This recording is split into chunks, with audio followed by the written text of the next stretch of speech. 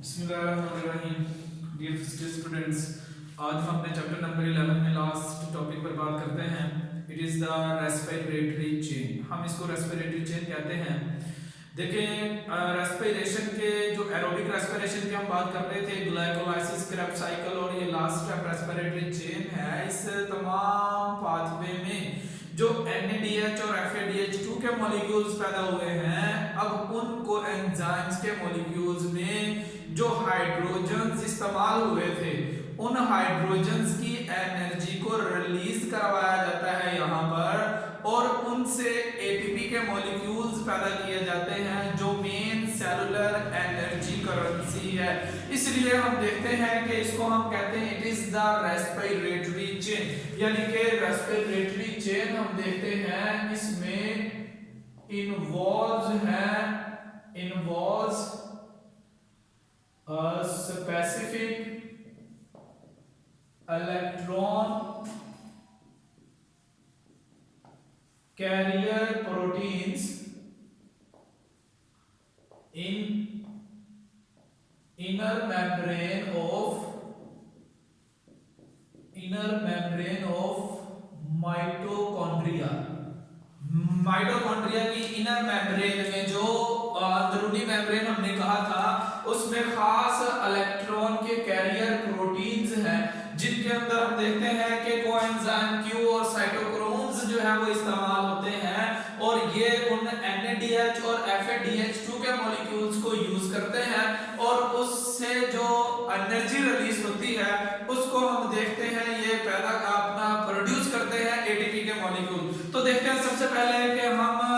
एक इलेक्ट्रॉन की carrier protein है, इसको हम नाम देते हैं it is called coenzyme Q। It is the protein that is called coenzyme Q। अब इस कोएंजाइम Q के साथ ही बिल्कुल अटैच जो है वो हम देखते हैं एक प्रोटीन का मॉलिक्यूल है, जिसको हम नाम देते हैं it is the cytochrome B। It is the cytochrome B। और हम देखते हैं कि ये जो माइटोकॉन्ड्रिया की इनर मेम्ब्रेन है, coenzyme Q is present at higher energy level, यानी इसको हम कहते हैं it is the energy level. जैसे जैसे FADH2 के मॉलिक्यूल की एनर्जी रिलीज होती है, इलेक्ट्रॉन मूव करता है from higher level to lower level, energy release करता है, उस रिलीज होने वाली एनर्जी से हम देखते हैं ATP के मॉलिक्यूल की फॉर्मेशन होती है। तो अगर देखा जाए, सबसे पहले हम यहाँ पर बनाते हैं कि सपोज किया कि एक NADH का मॉलिक्यूल था, जब ये NADH का मॉलिक्यूल हम देखते हैं NAD+ में कन्वर्ट होता है, तो ऐसी सूरत में इस NADH के मॉलिक्यूल से हम देखते हैं यहां से रिलीज होते हैं इलेक्ट्रॉन्स, और वो दो इलेक्ट्रॉन्स जो है पेयर की सूरत में, और इसके साथ साथ यहां पर प्रोड्यूस हो जाते हैं H पॉजिटिव आयन। अब देखिए, दो NADH के मॉलिक्यूल दो इलेक्ट्रॉन रिलीज करेंगे और दो H पॉजिटिव आयन इस हायर लेवल पर प्रोड्यूस हो जाते हैं, और इस तरह से हम देखते हैं कि ये दो इलेक्ट्रॉन को एंजाइम Q के पास जब आते हैं, तो इस दौरान में हम देखते हैं कि जो रिलीज होने वाली एनर्जी है ये यूज कर ली जाती है कि एक ADP के मॉलिक्यूल को एक इनऑर्गेनिक फॉस्फेट के साथ फास्फोरिलेशन करवाकर ATP के मॉलिक्यूल पैदा कर लिया जाता है। तो हम देखते हैं at higher energy level NADH molecule releases its electron and hydrogens. When these electrons move to the coenzyme Q, the releasing energy is used to produce a molecule of ATP। तो हाँ, पहला ATP का molecule यहाँ से produce होता है। इसके बाद हम देखते हैं कि ये इलेक्ट्रॉन ट्रांसपोर्ट चेन में ये जो कैरियर प्रोटीन्स हैं, इन कैरियर प्रोटीन्स के जरिए से आगे मुंतकिल होता रहता है। जैसे हम देखते हैं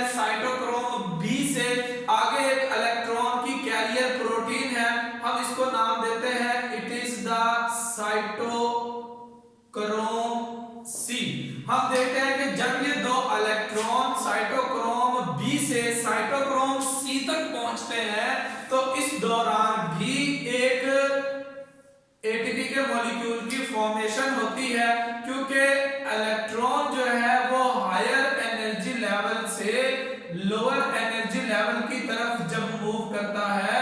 तो एनर्जी रिलीज करता है, और उस रिलीज होने वाली एनर्जी से हम देख रहे हैं कि एटीपी के मॉलिक्यूल की फॉर्मेशन हो जाती है। इसी ही तरह से अब इसके बाद दो इलेक्ट्रॉन के कैरियर्स हैं जिनको हम कहते हैं दीज आर द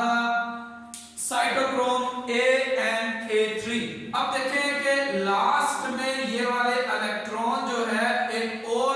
इलेक्ट्रॉन की कैरियर प्रोटीन जिसे हम कहते हैं इट इज द साइटोक्रोम ए। तो जब ये इलेक्ट्रॉन साइटोक्रोम ए पर पहुंचते हैं, इसके बाद नेक्स्ट आगे जो है वो एक और इलेक्ट्रॉन की कैरियर प्रोटीन है जिसको हम नाम देते हैं it is the A3 cytochrome A3। अब इस साइटोक्रोम A3 से इलेक्ट्रॉन जो है वो लास्ट एक एंड पर पहुंच गए हैं, बिल्कुल लोअर एनर्जी लेवल पर है। तो यहां पर हम देखते हैं कि ये